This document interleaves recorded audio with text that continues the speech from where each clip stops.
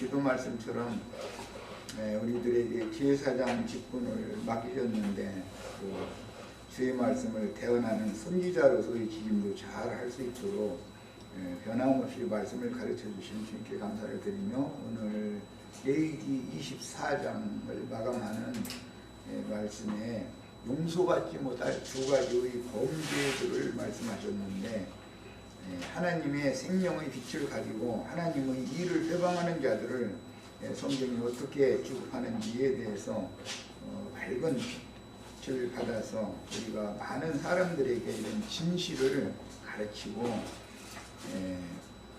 하나님을 섬기고 사역을 할 때 어떻게 해야 하는지에 대해서 명확하고 확실한 분별을 할 수 있도록 증거하고 선포하는 사역에 다 쓰임을 받을 수 있도록 인류에게 복을 주시길 주 이름으로 기도합니다. 아멘. 아멘. 자, 이제 레위기 24장 10절부터 23절까지 말씀을 같이 읽고 시작합니다. 이스라엘 자손 중에 그의 어머니가 이스라엘 여인이요 그의 아버지는 애굽 사람인 어떤 사람이 나가서 한 이스라엘 사람과 진영 중에서 싸우다가 그 이스라엘 여인의 아들이 여호와의 이름을 모독하며 저주하므로 우리가 끌고 모세에게로 가니라. 그의 어머니의 이름은 슬로미시요 단지파 디브리의 딸이었더라.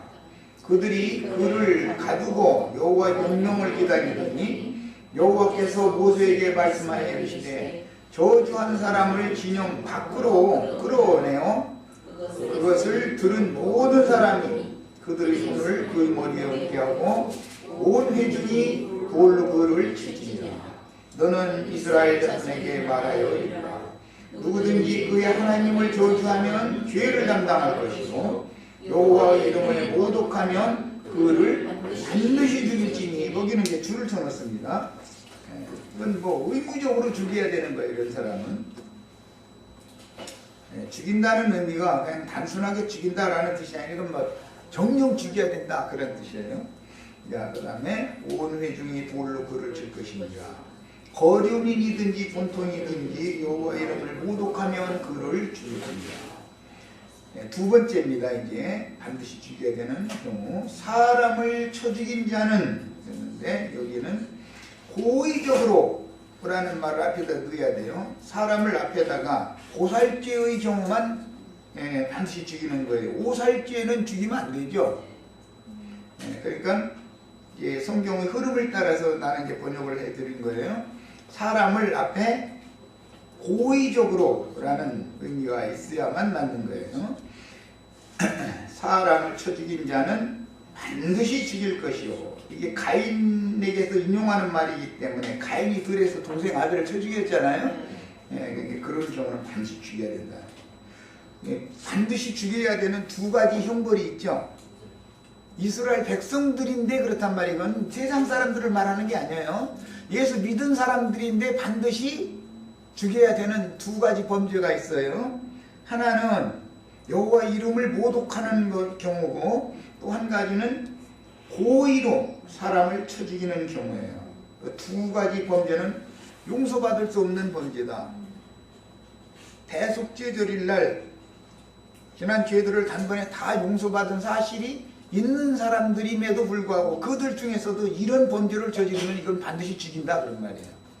예, 믿는 사람들 중에서 영원한 형벌에 들어갈 자들이 이제 누구냐 이것을 지금 말하는 거예요. 불신자들 세상에서 죽이는 경우를 말하는 게 아니에요. 지금 내가 한 말 충분히 아셨죠? 예. 자, 18절 이야기 읽어갑니다. 짐승을 쳐 죽인 자는 짐승으로 짐승을 갚을 것이며 사람이 만일 그 이웃에게 상해를 입혔으면 그가 행한 대로 그에게 행할 것이니 눈은 눈으로 이는 이로 뭐 이거죠. 상처에는 상처로 눈에는 눈으로 이에는 이로 갚을지라. 남에게 상해를 입힌 그대로 그에게 그렇게 할 것이며 짐승을 죽이는 자는 그것을 물어줄 것이요 사람을 죽인 자는 죽일지니 거류민에게든지 본토인에게든지 그 법을 균일하게 할 것은 나는 너희의 하나님 여호와이니라. 모세가 이스라엘 자손에게 말하니 그들이 그 저주한 자를 진영 밖으로 끌어내어 돌로 쳤더라. 이스라엘 자손이 여호와께서 모세에게 명하신 대로 행하였더라. 여기 진영이라는 용어가 싸움을 했는데 어디서 싸웠다고 나왔죠? 시작할 때 진영 중에서 싸웠죠. 10절 보면 이스라엘 사람과 아버지는 애굽 사람이고 어머니는 단지파 디브리의 딸인 슬로밋이라는 여자가 낳은 사람이 진영 밖에서 나가서 싸운 얘기가 아니고 진영 안에서 이스라엘 사람과 싸웠단 말이에요. 지금 그 얘기를 한 거예요. 이 진영 얘기는 지난번 마지막 절기 장막절이라고 하는 것이 야곱이 바단 아람에서 돌아와서 숫꽃이라고 하는 곳에서 장막을 쳤을 때 양무리를 우양떼를 위해서도 우리간을 지었다고 그랬는데 그 수카라고 하는 그 장막도 지어졌고 사람이 거하는 장막도 지었죠. 예. 그 전체를 일러서는 이스라엘 진영이라고 그런다. 예. 그때 충분히 말씀을 드렸어요. 근데 그런 개념을 잘 아셔야 돼요. 예. 교회는 이스라엘 진영이란 말이에요. 이게 교회 중에서 이런 분란이 일어난 것이에요. 신앙 믿는 사람들 중에 이런 분란이 일어난 걸 말하는 거예요. 세상에서 뭐 기분 나빠서 서로 치고 받았다 그 말이 아니에요. 이거는. 예. 자 이제 자료를 안 해드렸구나. 엊그제 해드린 그 자료가 남은 부분이 있었죠. 네. 그걸 잘 가지고 봅니다. 자, 첫째는 이제 나를 주목해서 봅니다. 첫째는 레위기 24장 16절로 17절에는 반드시 죽여야 되는 두 경우가 나왔죠. 오늘 읽어봤죠? 첫 번째 경우는 뭐였죠? 여호와의 이름을 모독하는 자는 어떻게 죽이라고요? 반드시 죽여요. 돌로 쳐 죽이는 건 방법이고 이것은 안 죽이면 안 되는 거예요. 반드시 죽여야 되는 거예요. 이거 반드시라는 게 이렇게 중요해요. 반드시 죽여야 돼요. 기독교 계에서는 복음을 전하는 사람들이 대부분 다 예수 안에서는 용서받지 못할 죄가 있다고 그래요? 없다고 그래요? 없다고 그러죠? 귀에 듣긴 참 좋죠? 예수 믿기만 하면 모든 죄를 다 사한다 그것만 강조해 주면 얼마나 좋아요. 그런데 모든 죄를 단번에 사면 받은 사람들이라도 반드시 죽임당할 두 가지 항목의 범죄가 있다 이거예요. 기독교계는 이런 것을 전혀 가르치질 않아요. 모르니까. 야 그럼 여호와 이름이라는 건 뭐냐 이게. 여호와 이름을 모독하는 거죠 지금. 그게 무슨 말이에요? 계시록 3장 12절에 보면 하나님의 이름과 하늘의 하나님께로부터 내려오는 거룩한 성 새 예루살렘의 이름과 나의 새 이름을 그 위에 기록하여 주리라 이렇게 되어 있죠. 그 나의라는 건 예수님이잖아요. 부활 승천하신 그리스도예요. 그래서 예수님의 새 이름은 또 다른 보혜사 진리의 영을 말한단 말이에요. 지금 내가 하는 말을 잘 새겨서 들으셔야 돼요. 여호와 이름을 모독한다 그 말은 구속을 이루시고 승천하셨다가 믿는 이들 속으로 믿는 이들의 모임 중으로 오신 그리스도의 인격과 그분의 성품을 말한단 말이에요. 이름이라는 건 인격 성품을 말하는 거예요. 예수님이 우리 형제 자매님들에게 오셨어요? 안 오셨어요? 오셨어요. 재림하셨죠? 그러면 무엇 때문에 이스라엘 진영 중에서 그러면 싸움이 났을 것 같아요? 참 제자들은 주님이 이미 오셔서 내 안에 살아계시다 이렇게 오고 주님이 하늘에 있어야지 무슨 놈의 네가 하늘이요? 이제 네가 하늘에 있단 말이요? 이제 이렇게 하면은 싸움이 안 날 수가 없겠죠. 이 진영 중에서 싸운 문제를 지금 이제 설명해 나가느라고 얘기하는 거예요. 신앙 문제로 싸운 얘기란 말이에요. 지금 이거는 좀 뭐 세상사에 뭐 기분 나빠서 서로 치고받은 얘기가 아니에요. 이거는 신앙 문제가 서로 다르다 이거예요. 어머니는 히브리인의 생명을 가졌지만 아버지는 세상의 영을 가진 사람이니까 이 아들은 양다리 걸치는 사람의 그런 신앙이다 이런 말이에요. 말하자면 한 다리는 바다에 한 다리는 하늘에 이렇게 올라가니까 가지런히 찢어져. 이런 사람이요. 이런 사람과 하늘에 완전히 앉혀졌다. 승천하신 자 예수 그분의 이름 안으로 그분의 이름으로 오신 주님이 내 안에 살아계시고 그러므로 인해서 나는 주 안에 거하는 자가 되었다. 그래서 믿는 모든 성도들의 거처는 주님이다 라고 믿으면 지금 주님이 우리 데리고 가려고 금집 짓고 있는데 뭔 소리를 하고 있느냐고 이제 이렇게 하는 사람하고는 근본적으로 신앙이 다르겠죠. 하늘에 거하는 자들과 정말로 구속받으면 예수 그리스도와 함께 하늘에 앉혀졌죠. 하늘에 예루살렘이 이르러 있어야 되는 거예요. 현재 이렇게 믿는 사람과 예수님이 몇 년도 며칠 날 오셔야 되는데 무슨 벌써 뒤속에 왔다고 그러느냐고 이렇게 믿는 사람과는 신앙의 근원이 다르잖아요. 하늘에 속한 믿음과 땅의 믿음이 다르다 이거예요. 완전히 바다에 거하는 자들 세상의 영을 가지고 지금 다투는 얘기가 아니에요. 믿는데 하늘에 거하는 자냐 땅에 거하는 자냐 이 두 사이의 전쟁이다 이 말이에요. 양다리 걸친 신앙을 가진 사람이 있죠. 안 믿는 사람은 아니죠. 그 사람들은 신앙에서 같은 것이 있어요. 옳은 사람 되어라 선한 사람 되어라 라는 것은 우리가 믿는 바나 그들이 하는 말이나 같죠. 그런데 다른 점이 뭐예요? 다른 점이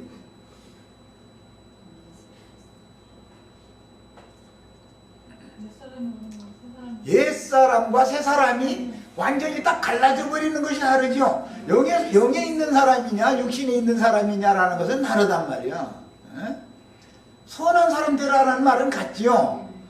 언어상으로는 같잖아요. 옳은 사람들이라는 게 같은 말이잖아요. 그런데 땅에 속한 믿음을 가진 사람은 세상적으로 좋은 사람, 착한 사람 되라라는 것을 선한 사람 되라고 말하고 우리는 선한 사람이 된다는 것은 예수 믿는 사람을 말하는 거다라고 말하면 다르지요. 선악을 아는 지식이 다르단 말이야. 악을 행하지 말고 선을 행해라 라고 가르쳐요. 말은 같은 거예요. 우리가 하는 말이나 그 사람들이 하는 말은 뭐가 달라요? 똑같지.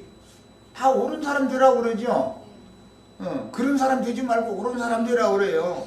그런데 우리는 옳은 사람들끼리 싸우는 거니까 옳은 사람 되려고 하지 말고 생명이 풍성한 사람이 되어야 된다 이렇게 가르치면 그게 무슨 소리인지 이해가 안 된다 이거예요. 하나님의 의라는 것은 믿는 자에게 주시는 하나님의 의 그것이 옳음인 것이지만 세상사의 옳음이라는 것은 선악을 아는 지식에 의하여 옳고 그름을 판단하는 그런 옳음을 말하는 거니까 다르지요. 내용에 들어가면 우리는 선도 의도 그리스도다라고 믿고 있고 세상 사람들은 인간적인 선함과 옳음을 주장을 하고 있고 그러니까 부딪힐 수밖에 없죠.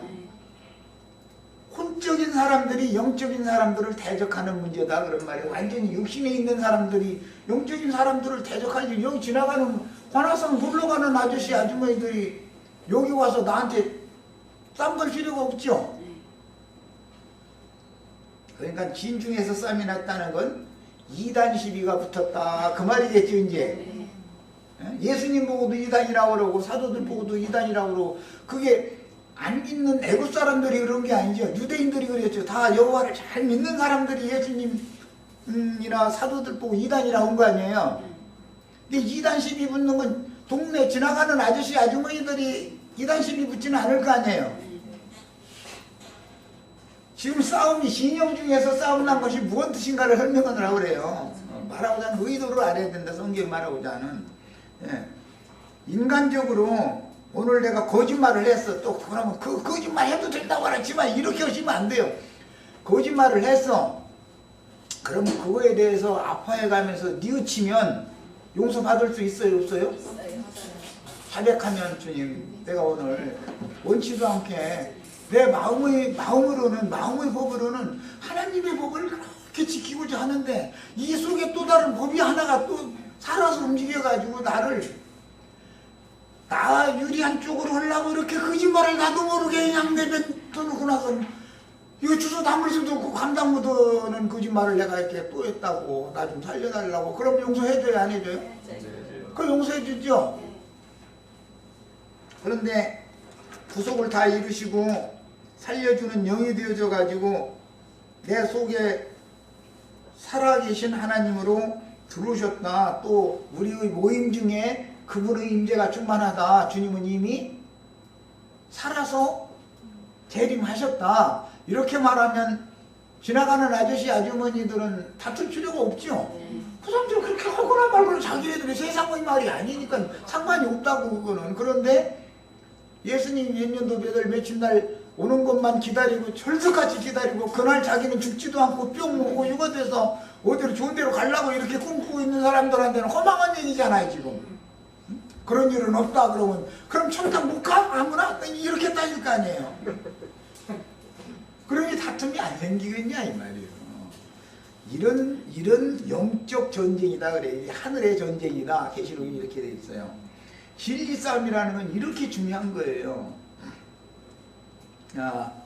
그래서 속주일기사를 통해서 단번에 지난 모든 죄들을 사면받은 백성들이라도 반드시 죽임을 당해야 하는 세상 사람이 아니야. 이거는 이스라엘 백성 중에서 그런 거예요. 두 가지의 범죄가 성경에는 제시되고 있다. 요한일서 5장에도 보면 용서받을 수 있는 죄도 있고 용서받지 못하는 죄도 있다 그랬죠. 나는 너희가 용서받지 못할 죄를 저지르는 사람들을 위해서는 기도도 기도하라고 요구하지도 않는다 그랬죠. 용서받을 수 있는 범죄를 저지르는 자들을 위해서는 너희가 서로 기도해라 그랬죠. 요한일서 시작에 보면 나는 죄 없다 하면 자신을 속이고 하나님을 거짓말쟁이로 속이는 거다 그랬죠. 그래, 그 죄도 있고 용서받을 수 없는 죄도 있다 이 말이야. 용서받을 수 있는 죄도 있고 용서받을 수 있는 죄는 자기 죄를 도설하고 자백하면 저는 미쁘시고 의로워서 그를 다시 용서해 주신다 그랬죠. 그런데 용서를 안 해주는 죄도 있다는 거예요. 그 죄가 몇 가지라고요? 두 가지가 있어요. 두 가지가. 하나는 여호와의 이름을 모독하는 거예요. 하나는 주께서 보내신 증인들을 죽이는 거예요. 고살죄라고 그래요. 가인이 아벨을 죽인 걸 상징이 됐어요. 네. 주의 증인들을 박해하고 죽이는 죄예요. 이 두 가지 죄는 절대로 용서를 받을 수 없어요. 용서받을 수 없는 죄라는 말은 세상에서의 문제가 아니죠. 이제 영원히 사면을 받지 못하는 영원한 형벌의 문제다 이것은. 그러니까 세상에서 일시적으로 경찰서에 가서 며칠 뭐 이게 갇혔다가 나오고 그러는 죄보다도 더 무서운 죄죠.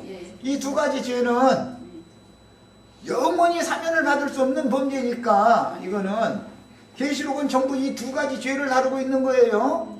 예. 하늘의 하나님을 회방하고 모독하는 자들 얘기 나오죠. 그런데 하늘에 계신 하나님을 회방하고 모독할 때 어떻게 한다 했어요? 하늘에 거하는 자들을 회방한다고 이렇게 돼 있죠. 우리 윤자매님 복음 전하는데 가짜는 소리 오가면서 회방했다가는 그야말로 그들이 저희는 죽어서 천당에 갈 거라고 그러지만 천당이라는데 가지 두고 그들이 말하는 위협적으로 주는 지옥을 지금 제가 지옥불 저 아래목 제일 따끈따끈한 데로 갈 거 준비하고 있는 중이죠. 이런 걸 알아야 돼. 이것이 오늘 레위기 24장 10절에서 23절 사이에 다루고자 하는 말씀이에요. 이스라엘의 하나님 여호와의 이름이라고 하는 것은 또 다른 부에서 진리의 성령으로 믿는 참 제자들에게 임하신 주님의 이름을 말하는 거예요. 임하신 주님의 이름이에요. 자, 그러면 주님이 승천하실 때 함께 승천을 우리도 했죠. 그러면 주님 편에서는 임하신 것이고 내 편에서 보면 하나님 자신 안으로 나를 데려가신 거잖아요. 너희가 내 안에 거하라 그리하면 나도 너희 안에 거하리라. 우리가 주 안에 거하면 주님이 우리 안에 또 거하는 거 아니야. 야, 그러면 주님이 내 안에 거하려면 오셔야 되는 것이고 임하셔야 되는 것이고, 내가 주 안에 거하려면 올라가야 되잖아. 주님 안으로, 하늘로. 이 말의 의미를 아시겠죠? 이렇게 말하면 하나님은 오시는 거고 나는 올라가는 거다, 이렇게 말하면 이해가 돼요 이게? 그럼 어떻게 올라간다고요? 계시록 4장에 보면 이리로 올라오라 요한 보고, 반모섬에 있는 요한 보고 너 이리로 올라오라 그랬는데 어떻게 올라갔다 했어요? 날개 나가지고 막 퍼덕거렸더니 올라갔다 이렇게 돼 있지 않죠? 어떻게 올라갔다고 돼 있어요? 성령의 감동을 받았더니 하나님 보좌에 올라가 있더라는 거잖아요. 그러니까 우리는 승천하는 게 너무 간단한 일이죠. 애쓰고 용쓰면 올라가요? 성령의 감동을 받으면 주 안에 있는 것이 내가 주님과 영적으로 주 아빠의 한 영이 되어 있고 마음으로도 주님의 마음과 내 마음이 하나가 되어 있네. 그러면은 내가 하늘에 이미 앉혀진 거죠. 나 혼자가 아니라 나를 구원하신 주님과 함께 하늘에 앉혀진 거예요. 하늘은 하나님 자신을 말한다라는 지난 시간 충분히 말씀드렸어요. 장막절이라고 할 때 장막이라는 개념은 주는 대대로 우리의 거처가 되셨습니다. 주님 안에 거하는 것이 장막절의 실현이고, 영원한 참장막은 하늘의 장막을 말하는 것이기 때문에, 하나님의 성전을 말하는 것이기 때문에 우리가 하나님의 성전 안에 들어갔으면 하늘의 참장막 안에 들어온 거죠. 지금 그것이 주 안에 거하는 자들이죠. 우리는 전부 주 안에 거하는 자들이에요. 그러면 말할 것도 없이 다 하늘에 계신 하나님 안에 거하는 자들이죠. 이런 말을 하면 사람들이 헷갈려요. 아니 여기 안양시 만안구 석수동인가 거기서 모인다며 저희는 하늘에 앉혀졌다네. 순이단들이더만 이럴 거 아니요. 그럼 자기네들은 하늘에 앉혀있지 않다는 걸 지금 반증하는 말이죠. 그런 사람들 보고 나는 답답하니까 뭐라고 말하냐면, 야 여기에서 지구에서 먼 별까지 갈 것 생각할 것도 없고 달나라를 간다고 하면 달이 지금 하늘에 떠 있는데 달나라를 가서 달에서 또 지구로 올라면 지구를 바라보면 지구가 하늘에 떠 있죠. 맞아요? 지구에서 달을 쳐다보면 달이 하늘에 있잖아요. 루이 암스트롱이 달에 갔어요. 지구로 올라오면 어디를 땅바닥 쳐다봐야 돼요? 하늘을 쳐다봐야 돼요? 하늘 쳐다봐야죠. 그러면 하늘이 어디냐 이거야. 하늘이 네가 생각하는 하늘이 여기도 하늘 거기도 하늘이고 전체가 다 하늘인데, 모든 궁창은 다 하늘인데 네가 지금 말하는 하늘은 어디냐. 문자적으로 봐도 초등학교 2학년만 돼도 내 말을 알아들 수 있다 이거예요. 물리적으로 봐도 여기서 저기 쳐다보면 거기가 하늘, 거기서 여기 쳐다보면 여기가 하늘, 그렇잖아요. 달에서 지구로 올라오면 달 속으로 파고 들어가야 돼요? 달에서 하늘로 올라가야 돼요? 땅으로 오는데 다시 하늘로 올라가야 되죠. 물리적인 원리로만 봐도 하늘, 땅이라고 하는 개념이 기독교인들이 생각하는 것과는 다르다 이거예요. 그렇잖아요? 그래서 참하늘이라는 말이 그래서 생긴 거예요. 참하늘. 궁창하늘과 참하늘 하면, 궁창하늘은 밖에 있는 사물세계의 궁창이 다 하늘이죠. 그러면 지구도 궁창에 떠 있는 거니까 여기도 하늘에 사실은 궁창하늘로 보자면, 그 궁창에는 새들이 나르라 그랬어요. 궁창을 하늘이라 한다고 해놓고 나서 창세기 1장에 보면 궁창에는 하늘이 새들이 나르라 하시니 그대로 되었다고 그랬잖아요. 창세기 1장에. 그러면 궁창 하늘에는 새들이 나르는 것은 호상이고, 참 하늘에는 영들이 날아다녀야 되지. 그렇죠? 그런데 진리의 영도 날아다닐 수 있고 미호령도 날아다닐 수 있지, 까마귀도 날아다닐 수 있고, 참새도 날아다닐 수 있고, 날아다니는 새는 똑같은데, 응? 아, 비둘기와 까마귀가 같겠어? 비둘기와 참새는 하나님이 먹어도 좋다고 허용한 새고, 까마귀나 독수리나 뭐 부엌이나 솔개나 이런 것들은 먹으라고 돼 있지 않잖아. 왜 어떤 새는 맨맛에서 잡아먹고 어떤 새는 못 잡아먹게 한 거예요? 왜? 다 군상 날아다니는데 똑같은 일인데.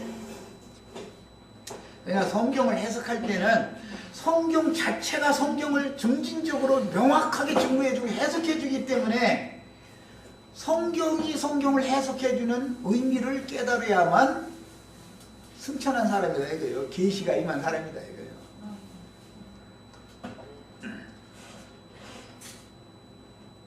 그룹 사이에서 말씀하시는 하나님 앞에 가서 그 하늘의 음성을 들을 수 있어야 사람 세계에 와서 사람들이 알아듣는 말로 대언을 할 수가 있죠.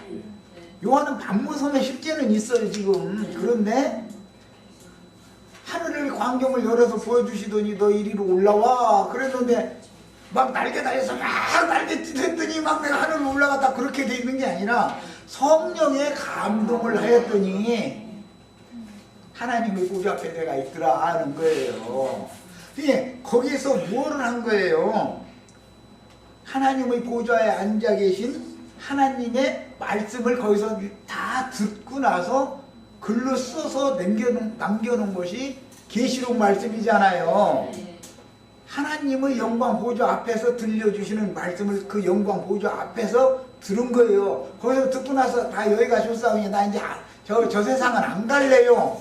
그래도 하나님 너 할 일 있어 너 여기 불러올렸지. 너 아직 여기 아직 올 때가 안 됐어. 그러면 세상으로 도로 가야지요. 하늘에 올라갔다가 세상으로 도로 가려면 이제 비행기 타고 가야 돼요. 독수리 타고 가야 돼요. 그게 아니죠. 또 영의 감동을 받아가지고 이렇게 했더니 정신이 번쩍 나서 보니까 간판 모습에 여전히 있는 거예요. 그런데 그동안에 내가 몸 안에 있었는지 몸 밖에 있었는지 나는 모르고 다만 주님 안에서 내가 셋째 하늘 거기까지 바울사도도 그렇게 이끌려가서 사람의 말로는 가 이룰 수 없는 많은 것들을 보고 듣고 와서 한게 이 말씀해 놓은 것이 바울사도가 14편의 신약성경을 쓰는 말이잖아요. 예. 우리 형제님들도 나도관 형제처럼 눈 뜨면 그냥 무조건 기도해. 오늘은 본 말씀. 그 말씀을 이제 밤에 많이 읽어놔두고 자야지. 오늘 이 말씀을 나눠야 되면 적어도 많이 읽어놔두고 자야 새벽에 눈 뜨면 그 말씀에 대해서 곰곰이 묵상하고 또 기도하고 그러면은 하늘로 끌어올려가지고서 이 말은 이렇게 가르쳐고 말씀을 해주는 말씀을 받았어야 집회를 하지. 말씀을 안 받았으면 오늘 집회는 내일 모레로 미룹니다 할 수밖에 없죠. 아니 사람 오라고 해놓고 나서는 얼굴 쳐다보려고 오라고 하는 건 아니잖아 지금. 하나님한테 말씀 받은 것을 대언을 해야 하니까 오라고 그러는 것인데, 그래서 하나님의 말씀을 맡은 대언자들은 사역을 이렇게 해야 하는 것이다 그런 말이에요.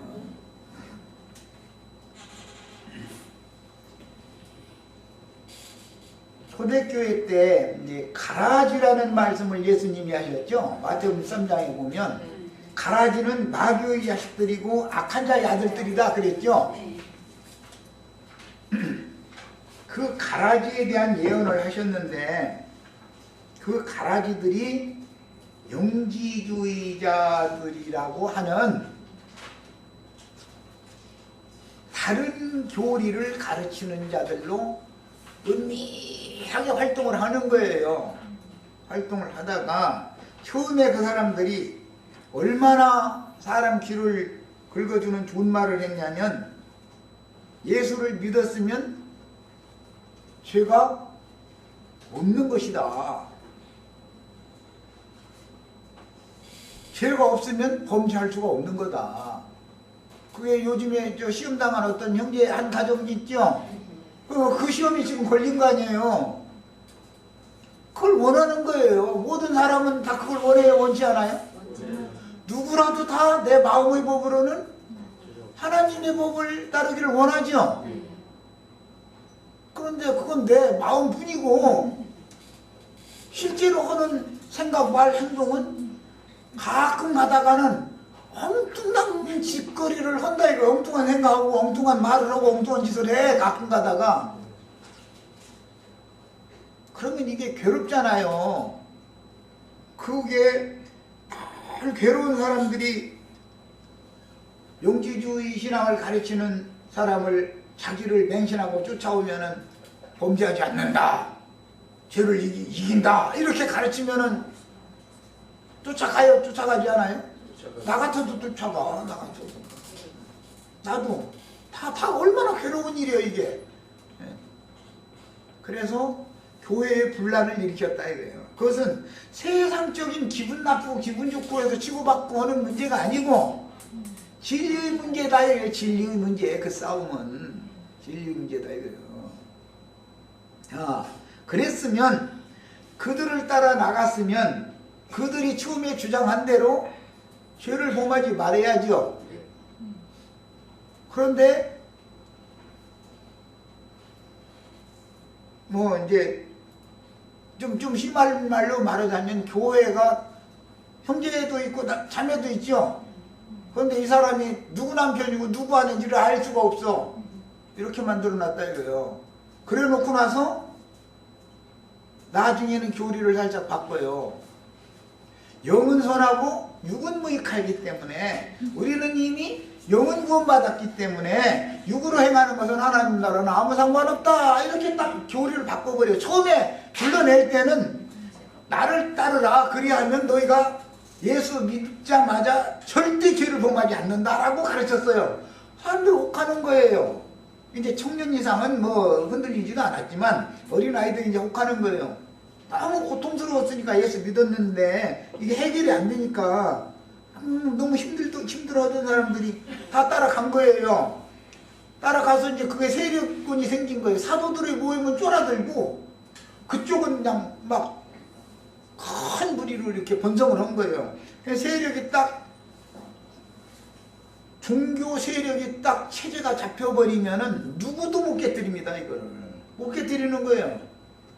예, 교권이 생기고 나니까 그 다음에는 교회라고 하는 것이 교회가 아니죠. 세상만도 못하게 된 거예요 이제. 그러니까는 이제 교리를 살짝 바꾸는 거예요. 왜? 영은 한 번에 구원을 받았고 육은 어차피 무익한 거니까 육체로 뭔 생각하고 뭔 말하고 뭔 짓을 하는 건 아무 상관없다고, 구원과는 상관없는 거다 이렇게 교리를 바꿔버려. 나중에 가서 처음에는 죄 따라오면 죄 안 짓는다 해놓고. 그러니까 이게 뭐예요? 주님의 교회의 가르침과는 좀 비슷하게 간 것 같은데 완전히 다른 쪽으로 열매가 드러났죠. 야, 이것이 초대교회 때의 일이었었어요. 오늘날도 그런 무리가 굉장히 많아요. 자기네들끼리 거룩한 어떤 생활을 한다고 단체로 모여서 산속에 들어가서 뭐 어디 가서 뭐 땅 사가지고 뭐 만들어서 거기 지내고 그러면은 이 사람이 누구 부인이고 이 사람은 누구의 남편이고가 없어 이제. 그러고 나서 뭐라고 하는 줄 알아요? 우리는 구원 받았다 이거야. 구원 받았대. 무슨 뭐 하나님이 그런 구원 해주시겠어요? 그러면서 어떤 미친놈은 원자씨 받아야 된다고 또. 아니 원자씨는 예수님의 말씀이 원자씨지 무슨 놈의 육신의 무슨 씨를 받아서 뭐가 된다는 그렇게 교리를 바꾼다 이거예요. 처음에는 뭐 안식일을 지켜야 하고 뭐 그걸 싸우기 시작해요. 이렇게 하는 거예요. 이런 사람들한테 절대 현혹되시면 안 돼요. 분별이 없어서 그런다 이거예요. 사람들은 선악을 알게 하는 나무 열매를 누구나 맨 먼저 그걸 먹고 있기 때문에 선은 행하고 악은 버리기를 원하는 마음이 다 있죠. 누구에게나. 그런데 그게 예수를 믿은 날 이후로도 그렇게 맘대로 안 되더라 이거예요. 두 법이 내 속에 살아있기 때문에 내 마음의 법으로는 하나님의 법을 쫓기를 그렇게 사모해. 그런데 혈과 육이라고 하는 곳에는 죄의 법이, 사망의 법이 또 다른 법이 있다 이거예요. 그래가지고 나를 격동시켜가지고 엉뚱한 쪽으로 가서 끌고 가서 쓰러뜨려 놓고 나서는 즉시 하나님의 율법에 걸어서 송사를 하는 거예요. 그럼 견디기가 어려워 이제. 그러니까 여기서 벗어나려고 사람들이 어떻게 여기서 벗어날 수 있을까? 이 죄의 법에서 어떻게 벗어날 수 있을까 하고 사람의 방법으로 벗어나려고 애를 쓰던 사람들을 유혹하기 위해서는 나를 따르라, 그리하면 너희가 죄를 짓지 않는다라고 가르치면 사람들 혹하고 쫓아가는 거예요. 이제 우리가 예수를 믿으면 죄가 없어졌어요? 예수님이 세상 죄를 심판했으니까 세상에 죄가 없어요? 예수님이 세상 죄를 심판했잖아요. 그런데 죄는 여전히 세상에 있잖아요. 우리에게 세상 끝날까지 죄의 권세 아래에 묶여서 신앙생활을 하게 하신 것이 하나님의 구원 방법이다 이거예요. 그래야 더 이상 반역을 저지르지 않아. 나는 약한 자고, 나는 주님이 은혜가 없으면 나는 세상 없이 내가 노력을 해도 나는 가망 없는 놈입니다. 이렇게 돼야만 주님이 살려주는 영으로 오실 수가 있는 거예요. 이게 복음이요. 자, 요한일서 5장 16절로 21절 자신의 성경을 찾아서 읽겠습니다.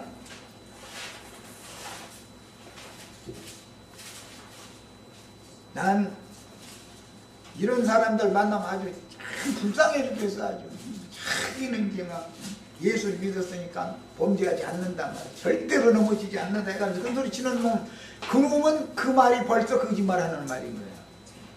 주님께서 늘 지켜주시고 붙들고 계시면 넘어지지 않을 수 있죠. 주님이 와버리면 즉시 넘어져 버려요. 그건 말할 필요도 없는 거예요. 사람의 힘으로 하나님의 영광을 이룬다고 믿는 거는, 그거는 불신 중에서도 가장 악랄한 불신이에요. 그게 있을 수 없는 일인 거예요.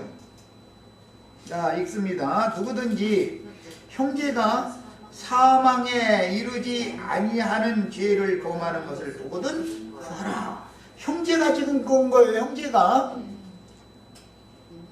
형제니까 믿는 사람이죠. 믿는 사람인데 사망에 이르지 않는 죄를 범할 수가 있다는 거잖아요. 지금 이건 요한 1서 시작에 우리가 죄 없다 하면 자신을 속이고 하나님을 거짓말하는 자로 속이는 거다. 여기서 시작하는 말이에요. 형제인데 그렇다는 거예요. 그 사람을 위해서는 구하라 그랬어. 구하면 사망에 이르지 아니하는 범죄자들을 위하여 그에게 생명을 주시리라. 하나님은 죄를 없이 해준다고 하시지 않고 생명을 주신다고 돼 있어. 야, 구원은 생명률인 것이죠. 생명을 어떻게 풍성히 얻으면 이것을 이길 수 있죠. 이제 생명으로나 사망의 법을, 생명의 법으로나 사망의 법을 이기는 것이지, 사람이 누구의 교리를 들어서 내가 발버둥쳐서 이기는 게 절대 아니다 이거예요. 성경의 이 구원관을 정확하게 아셔야 돼. 이렇게 가르치면 한 사람, 에비는 애굽 사람이고 에미는 단 지파 슬로밋이라고 하는 여자가 낳은 놈이 달라서 불러가지고 싸움을 걸게 돼 있어. 너 이단이다 이거예요. 예수 믿으면 죄를 안 지켜야 되는데 뭔 소리냐고. 천만의 말씀이요. 자, 그런데 지금까지는 사망에 이르지 아니하는 범죄자의 경우였죠. 그런데 사망에 이르는 죄가 있으니, 이 사망에 이르는 죄는 오늘 레위기 24장에서는 두 가지 경우였죠. 하나는 여호와 이름을 모독하는 경우예요. 또 하나는 고의적으로 하나님이 보낸 사람, 하나님의 사람을 죽이는 죄예요. 이거 이 두 가지 범죄는 절대 용서를 못 받아요. 이런 경우는 반드시 죽는 거예요. 그래서 그 두 가지 경우가 사망에 이르는 죄다 그랬어요.